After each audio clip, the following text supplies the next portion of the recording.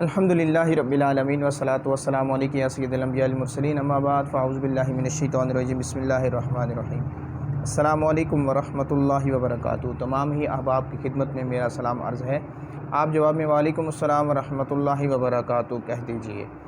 اگر ایک شخص کے دل میں مراد ہو، تمنا ہو، حاجت ہو، خواہش ہو اور اس کی یہ مرادیں ایک سے زیادہ ہوں، کثیر ہوں، اور ہر مراد وہ یہ سمجھتا ہو کہ یہ ناممکن ہے، لیکن اس کے دل میں یہ نیت ہو کہ میں اللہ تعالیٰ میری ان مرادوں کو ضرور بضرور پورا کرے، تو وہ شخص اس عمل کو اپنی لائف کے اندر شامل کرے۔ قرآن پاک کی ایک صورت ہے سورہ شمس۔ جی ہاں، سورہ شمس کو جو شخص طلوع آفتاب کے وقت 7 مرتبہ پڑھے گا تو انشاءاللہ عز و جل اس کی جو مرادیں ہیں وہ ضرور بضرور پوری ہوں گی۔ یہ بہت ہی پیارا عمل ہے۔ اگر ایک سے زیادہ آپ کی مرادیں ہوں تو ان کے لیے بہت ہی مجرب ترین عمل ہے۔